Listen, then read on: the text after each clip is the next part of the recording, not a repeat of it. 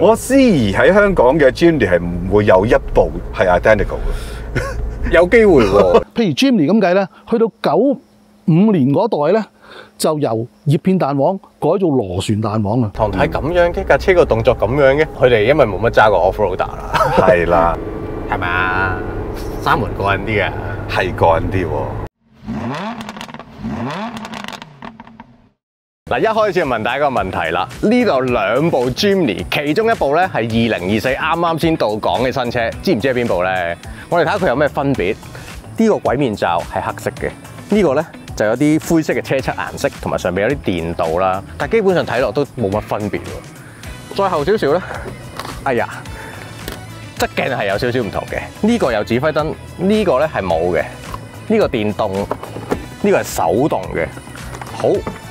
基本上係咁多啦，喺正面咧，相信大家唔會揾到答案嘅。我哋過嚟呢個 angle 睇一睇，嗱，答案顯而易見啦。五門版咧 Jimny 啊 ，XL。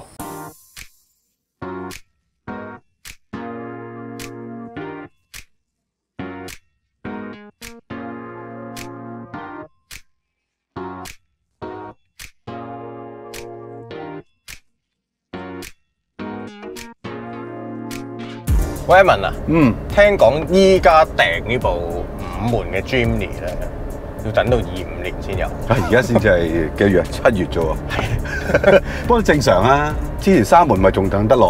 Jimny 同個等字已經畫成咗一個等號啊！當年3門好似都收訂啊、公佈咗啊，都要等好耐先有車交噶嘛。係。咁今次5門 kind of 快翻啲嘅。係。呢架5門版咧，就唔係日本做嘅喎，3門版係日本做嘅。咁5門版我諗大家都知㗎啦，喺印度嘅廠房做嘅。原來供貨全球都係由嗰個廠房供嘅。即係 even 遲啲可能日本有得賣咧，都會係嚟自呢個印度廠房㗎啦。大家唔好覺得好奇怪，點解印度其實人哋喺嗰邊發跡咗好耐嘅，好成熟㗎啦，應該啲技術就。其實嗰陣時出3門嘅呢一代 Jimny 咧，我就會覺得啊，真係幾靚，幾多嘢玩。但係都係嗰句，我會覺得佢似玩具多啲，即係玩味性重，實用性就比較低。因為我揸過去 camping 嘅，你記唔記得啊？好似係。camping 咧，其實我就會當佢一部雙座位車咯。係。佢嗰個後座坐到人嘅，好過架86嘅。但係如果我擁有呢架車，應該係長期冚低個後座，當一個大尾箱，咁就雙座位3門啦。咁樣去用嘅，咁其實你打開個尾箱望望已經知啦。其實佢冇尾箱噶嘛，3門啊嘛。係啊，真係。你可以擺個背囊，你可以擺盒 pizza。但係你想擺一箱水咧，都應該擺唔到噶啦。所以我就話啊，長期都要冚低佢，變翻個尾箱出嚟啦。咁呢樣嘢我都會覺得令到有一啲人咧係卻步嘅。其實好多 young couple 即係有一個細路仔，都好中意 Jimny 嘅，不過單門真係搞唔掂，無奈太細。係啦，咁而家就可以圓夢啦，真係。其實5門版同3門版咧喺尺寸上當然有分別啦，但係你就咁望埋去咧，你唔會覺得佢個形象變咗啲乜嘢嘅。正面睇基本上係睇唔出。基本上一樣，因為闊度一樣啦，高度一樣啦，咁設備上有少少分別啦，純粹係個 wheelbase 拉長咗。然後成架車又拉長咗啲，係 wheelbase 長咗300幾 mm 咯，車長都係嘅，咁所以嗰啲空間咧就會變翻一個尾箱出嚟啦，係後座亦都會多翻啲腳位啦，係而家嘅後座係典型 K 卡嗰種後座，係啊，即係唔係啲細 K 卡喎，係日本真係坐4個人啲 K 卡，我諗同架 Hustler 嗰啲差唔多，但係尾箱就係大過 Hustler 好多啦，所以而家有2個選擇底下咧。就睇下你中意啲乜嘢啦，即係你中意換味性強啲，我就係要翻3門傳統 Jimny， 定係我都係想要部 all round 少少、實用性強少少嘅5門。咁入邊設備其實就大同小異嘅，不過5門就會多翻少少嘢啦。個 mon 大咗，係呢個 mon 比起3門係大啲啦。有 keyless 啦，呢個係啦，隻車係嗰啲 start stop 掣嚟嘅。望真啲咧，前邊呢度有2隻 camera 咧，都係比起3門多翻隻嘅，3門好似係1隻 camera。咁嗰個安全輔助駕駛系統咧就會齊料啲嘅。但係價錢咧？價錢咧就大概貴5萬蚊左右咯。因為3門版有自動波有棍波，係咁大概21萬幾度。係，其實平咗啊3門版。係啊，咁呢價就26萬幾。咁但係呢架就冇棍波嘅選擇嘅。哦，淨係自動波。淨係自動波，因為聽聞好似日本都未有棍波呢個版本。其實咧，你知唔知道我從來都冇揸過 Jimny？ 我講呢代。呢代啊？係啊，呢代。之前嗰啲有揸。以前嗰啲揸過嘅。揸過嘅。哦，嚇死我！我以為你做咗50年、70年嘅記者都未揸過 Jimny， 冇理由撞唔到㗎嗬。係咯。你諗下，佢50幾年嘅歷史都係出過4代車啫嘛。係啊。你點會撞唔到佢？好長命㗎！上代第3代啊，哇，20年啊出咗。係。咁當然中間變過好多個唔同嘅版本啦，但係都係同一代車嚟㗎嘛。咁既然係咁啦，依家 pass 俾你，即刻俾架最新嘅你玩下先。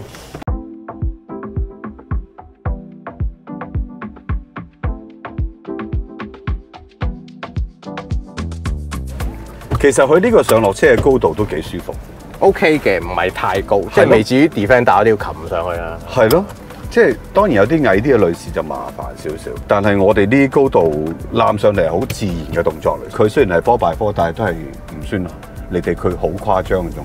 冇錯。不過有啲人改到好誇張啦，當然。哦，呢樣唔係唔改啊。係咯，點會咁多嘢改嘅咧？我覺得係由一開始咧，嗰個 marketing 啊、design 啊嗰樣嘢已經係諗咗，嚟抌出嚟，你哋慢慢改、慢慢玩。真係好多嘢改。我思疑喺香港嘅 Jimny 係唔會有一部係 identical 嘅。有機會喎，有機會喎。你知我哋揸Model乜嗰啲，一街都係噶嘛，揾唔翻自己車噶嘛。我諗就算你未改嗰啲避震啊、頂架啊、包圍啊、裝飾啊，都貼翻個貼紙上先啊！即係車尾嗰啲貼紙咧，咁先有個 outdoor feel 㗎喎。我諗如果我買咗，我咁唔中意改嘅人，我都會揾啲嘢玩，點都揾啲嘢掛一掛上去。我上次咪去日本嗰間 AP 買嘢嘅，係有一個 section 全部都係 Jimny 嘅。其實細件嘢嚟嘅啫，都未擺啲大件嘢出嚟。即係呢啲車廂入邊嘅標板啊、呢啲啊、掛鈎啊各樣嘢，已經好多嘢俾你揀㗎。上一代嘅 Jimny 我係揸過好多次嘅。因為我哋有個舊嘅同事啊，陳歡，佢喺上海嗰陣時買咗部3代。我最唔中意嗰代，係咩？因為佢冇咗嗰個圓碌碌燈啊嘛。即係今代一出，大家覺得哇好靚啊！我諗其中一個好大原因就係佢變咗方燈咁樣嘅，轉翻圓碌碌燈，半圓方燈咁樣。冇錯。而家揸呢部咧，我第一個印象就係呢啲路面嗰啲凹凸咧，即係譬如行緊呢啲嗱。長軸佢真係長軸佢嘅，冇得好講嘅。即係冇咁跳啊，我感覺。成個緩衝嘅範圍大咗。即係好似個搖搖板咁啫嘛，你長啲你就唔會覺得自己每一嘢都去得咁快噶嘛。係啊。咁我搖得冇咁犀利。同埋我相信上到嚟 highway 高速少少，咁佢成架車始終個 footprint 大啲，係會穩定啲嘅。就算你一個側風吹埋嚟都冇咁容易。應該係嘅，因為長300幾 mm 係好多㗎啦，好多即係3係同5係分別嚟㗎。係啊，揸落都係我覺得 expect 嘅嘢嚟嘅呢架。Jimny 真係一部工作車嚟嘅，由頭到尾都係一部工作車。不過而家好型嘅工作車咁解啫。設計上係咯。係啊，咁多年佢都冇離開嗰個 hardcore 4x4，但係我係迷你版嘅一個取態㗎嘛。係一個 leather frame， 然後就行硬軸。係啦，咁開頭就行葉片彈簧添，係啦。咁後期就行咗 coil spring 啦，即係而家我哋用嗰啲彈弓啦。係啊。咁其實咧講到呢一 part，阿龍 Sir 話佢都有啲嘢想講喎。咁硬軸式嘅設計，點解適合翻山越嶺咧？咁就好容易理解嘅。你有個軸套套住條軸喺入邊，保護住條軸啦。第二就係你個硬擔設計咧，只要你兩個轆都掂到地下嘅話咧，咁就永遠都係90度最佳 traction。無論你咧遇到嗰啲咩石頭啊、碎石啊，點樣叫住個車都好啦，嗰個4個轆咧都好好咁樣咧同地下接觸。咁除咗前後硬擔之外咧，大家有冇留意咧？呢啲咁樣嘅硬派嘅越野車咧，佢個懸掛系統咧，早期咧都好中意用葉片彈簧喎，即係譬如前期嘅 Jimny 啊，或者大家熟悉嘅啲舊款嘅Defender 啊，原來葉片彈簧咧係有啲好特別嘅features 嘅，真係唔講你都唔知啊！嗱，大家都知道啦，一個懸掛系統咧就有3個主要零件：彈弓、避震同埋一啲控制嘅車轆上落活動軌跡嘅連桿啊。咁而葉片彈簧咧係唯一一種彈簧咧係身兼呢3種功能嘅。第一，葉片彈簧就係條彈簧啦嚇，唔使講啦。第二咧就係個葉片彈簧咧，佢一邊買條軸，一邊咧就買住個車身咧，嗰條軸咧就冇得走嘅咯，固定咗一個活動範圍嘅咯。第三咧就係葉片彈簧咧，佢一搭咁樣咧喐嘅時候咧，佢會互相摩擦嘅，咁咧就會產生個阻力，就好似一個避震 damping 嗰個功能咯。咁但係咧，越野車流行咗一段時間之後咧，大家咧就攞嚟當玩具咁用啊。於是乎咧，車廠就要考慮到呢架車嘅舒適性。譬如 Jimny 咁計咧，去到95年嗰代咧，就由葉片彈簧改做螺旋彈簧啊。佢就要加翻一啲控制車轆活動嘅懸掛嘅搖臂啊嘛。佢就係用一個3連桿，其中一條咧就係打橫嘅 panhead rod，控制嗰個車軸唔俾佢左右褪啊。另外咧就係左邊一條、右邊一條咧就係拉住佢嘅。如果留意汽車發展嘅話咧，你就會知道，譬如啲房車，我哋上一次講嗰啲 Corolla 嗰啲咧，佢由葉片彈簧轉去用螺旋彈簧之後咧，佢係用5連桿嘅，前邊2條、後邊2條拉住佢，確保條車軸咧上落嘅時候咧係唔會有一個凸嘅變化。點解越野車唔用咧？因為呢啲咁樣嘅連桿咧，其實佢喺工作嘅時候咧，佢係靠個連桿頭嘅杯士去做嘢嘅。咁對於一部越野車，佢嗰個工作嗰個條件咁苛刻，活動嗰個車轆嗰個行程咁緊要，如果用呢個設計嘅話咧，就算你做得出咧，都唔會襟玩啊！咁所以咧，你見到 Jimny 咧，佢同其他好多硬派越野車都係轉咗 coil spring 之後咧，佢嗰個設計咧就係用3連桿。咁呢架車，喂，說到底係咩啊？係一個 off-roader 嚟嘅，唔係俾你要嚟咧，係 on-road 咧當跑車咁開嘅。咁大家咧一定要明白呢樣嘢，揸嘅時候咧，你先至可以咧發揮到呢架車設計嘅原意嘅。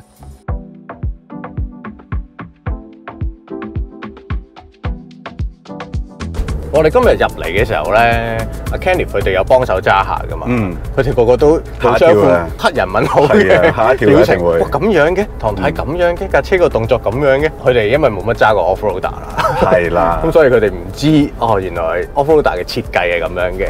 事實上而家咁傳統嘅 off-roader 都冇乜啦，Defender 都變咗，係咯，變咗第二樣嘢咯 ，G-Class 都變埋啦，所以我哋就會熟咯。即係我哋揸個舊嘅 Defender，舊嘅 G-Class 其實都係咁嘅，個唐太係會慢啲，第一下動作好似同你預期嘅係遲咗少少嘅，要早啲扭，早啲回，同埋行直線佢都會需要有少少係啦，成個微調咁嘅好似，因為始終佢係一個走珠式嘅軚嘅，另外再加上 leather frame 再 on top 有個 body，其實呢種係會多啲搖曳感嘅，下邊硬咯。你唔好睇佢車仔細細，佢都係用緊 AT 胎嘅。係啊，係啊，硬派嘢嘅真係，仲要係好窄嘅。咁所以你嗰啲 traction 啊，同你揸開啲咩 SUV 都係兩回事嚟嘅。係冇錯。要明白點解咁多人改，就係其中一個改法，就係改得佢好揸啲咯。啲避震會改啊，會喐啊。香港冇地方俾你 off road 㗎嘛，全部都 on road 嘅。係。咁你形象就有得玩啦，順便就改善埋嗰個駕駛感啦 ，on road 嘅駕駛感。係。咁當然亦都有啲人調翻轉嘅，再 extreme 啲升高啊。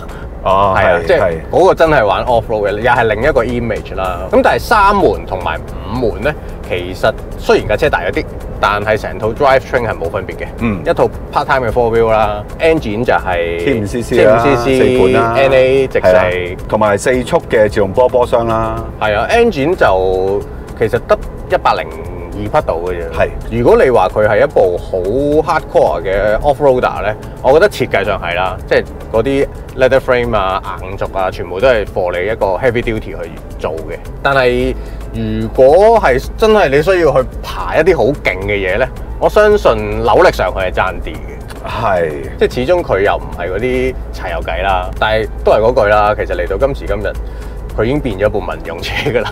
咁所以你揸起上嚟，所謂嘅缺點咧，即係好似阿 Kenneth 佢哋揸完之後，佢哋一黑人問號嗰啲缺點咧，其實我哋真係不以為然㗎喎。我覺得唔係缺點嚟㗎。佢唔係缺點，係個特性嚟㗎嘛，係啊。即係茶餐廳係咁㗎啦，梗係俾杯茶你洗下啲筷子先㗎啦。係啊，仲有手指浸咗落去嗰啲。係啊。你話係咪真係好難揸？其實唔係嘅，只要你揸法上有啲唔同。係啦，揸法上有啲唔同。當然你都唔可能踩到好快啦呢啲車。係，冇得 push 嘅，即係你就算見到架車喺前面，你想抽頭都盡量唔好。個力量唔係好大，再加上如果你唔覺意用咗到4驅 4H 咧，就更加拖個感覺。係啊，即係個力量消耗得太快嘅，太多喺個傳動嗰度。但係呢種車身擺動咧，我自己又覺得幾舒服。其實 leather frame on top 有個 body 係呢種好舒服嘅感覺嚟嘅喎。係啊，即係有少少好似有首歌仔陪住你揸車啷下。而家呢一部已經冇3門版，個波幅冇咁大。係咧，我試舊一代嘅波幅係再誇張啲嘅啊，佢係穩定少少啦已經。你仲有 OD 掣嘅。係啊 ，OD off 啊，舊時啲日本車都仲有嘅。就係4前速嘅波箱，好多時候係有 OD off 嘅。不過我兩架都試完之後咧，我會自己啦，覺得3門揸出嚟個樂趣高啲嘅，成架車再靈活啲啦，動作又再跳脫啲啦。即係你話快就唔會快，兩架都唔會快嘅，但係3門嗰種扎扎跳啊，好百厭嗰種感覺咧，強烈啲嘅。好百厭？係啊。咁啊，等我試下先有。係啊，不如你試埋部3門，你再睇下我講得啱唔啱？真係未試過喎，新一代。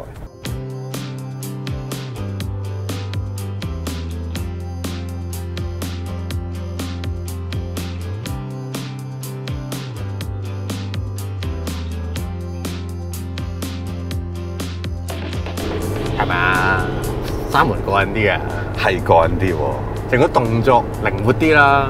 其實嗰架有少少漏爆，始終個力量唔係好大咧，咁佢成個動態都好似需要多少少時間俾佢去做。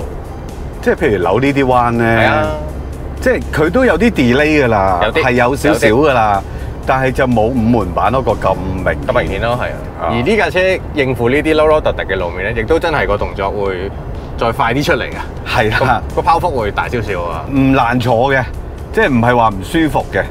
係多咗呢啲動作啫。係啊，因為梯形車架再加個 body 嗰種咧，其實車廂嗰個 compartment 係會有少少抽離咗個車身嘅活動嘅。冇錯。所以係有一種獨特嘅舒適性嘅。有啲人好中意嘅。有啲人坐唔慣車，係覺得哇好搖啊！我哋揸得多車就會發覺好特別嘅呢種感覺。我反而覺得揸個會覺得幾過癮，佢喺一種 uncontrol 嘅情況下去 control 佢。但係5門同3門咧，嗰個差距咁明顯，都係一個彎就感覺到嘅。係咯，即係可能同佢個重量真係有啲關係。都有啲關係嘅，都有啲關係嘅。因為呢架輕過架5門100公斤以上嘅，而100公斤喺呢架車嘅比例入邊算高㗎啦。算高，有接近10% 㗎啦。再加上佢100公斤好多喺車頂啊嘛。5門。咁你嗰個重心就會再高多少少。所以純粹for fun，即係以駕駛者嚟講咧，我就 buy 3門多啲嘅。頭先我哋咪講5門，好多人話會改啊，好揸啲嘅。3門我真係覺得唔使改嘅。即係換條胎就得㗎啦。哦，你太膚淺啦，都係要改，都係要改，唔改唔得。其實可能最後都唔係因為好唔好揸啲。咁啊係，咁啊係。係成個過程嚟㗎嘛。係。同埋呢副1000計咧，本身冇乜力啦，咁擺咗喺呢架輕少少、稍微再短軸佢啲嘅車咧，都會再表現好翻啲。但係唔好大家以為差距好明顯，唔會咯。都唔係嘅，都唔係差距好明顯嘅。但係揸嘅感覺就好明顯啦。不過你講翻轉頭，如果當佢一部 off-roader 啦，其實3門嗰啲 spec 係勁啲嘅，即係始終短軸佢嘅車去攻陷一啲off-road 嘅路咧，喺啲數字上係會叻少少嘅。Even Defender 咧都係咁噶啦。係啊。咁呢部咧個 departure angle 會稍微高2度。哦。咁而個 approach angle 咧就多1度。OK。不過 ram angle 就會明顯啲啦。明顯呢個一定明顯啊！兩條軸嘅中間嗰個長度真係長咗啊嘛。冇錯，呢架就會多4度咯。不過都係嗰句啦，因為你可以改噶嘛。你升高啲咁咪又搞掂啦。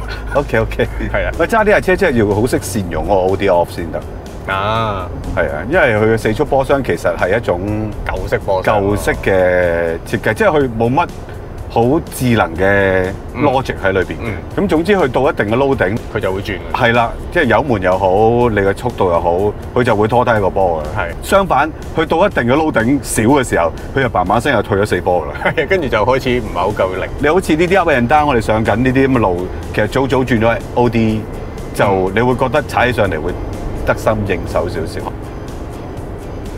係咪？呢啲咁嘅喐動咧，五門版啱少少嘅。即係如果真係再一家大細，可能就五門版係好少少咯。合適少少。如果大家唔係太認識 Jimny 呢一類車種嘅人咧，就真係你唔好期望係 SUV 嚟嘅。你要明白佢個特性就係佢真係可以翻山越嶺。係咁易啦因為佢唔夠 power 嘅，落下田啊，落下田咯，嗰啲 OK 嘅。因為其實日本真係好需要呢一種車噶嘛。佢好多鄉郊嗰啲。係啊，其實好多小農民係用呢部車嚟做工作車，亦都係代步嘅其中一種車嚟噶嘛。點知農民又變咗潮民啊？係啦，潮曬部車。咁唔知觀眾你哋中意3門嘅 Jimny 啊，定係5門嘅 Jimny 咧？你中意型啲？過癮啲定係實用性強啲咧？咁留言大家投下票啦，比拼一下，我都想知道個答案。最後記得訂閱我哋 channel 啦 ，comment like and share， 同埋 like 我哋嘅 social media。係，我仲諗緊，你仲諗緊？好，下年話俾我哋聽。拜拜。拜。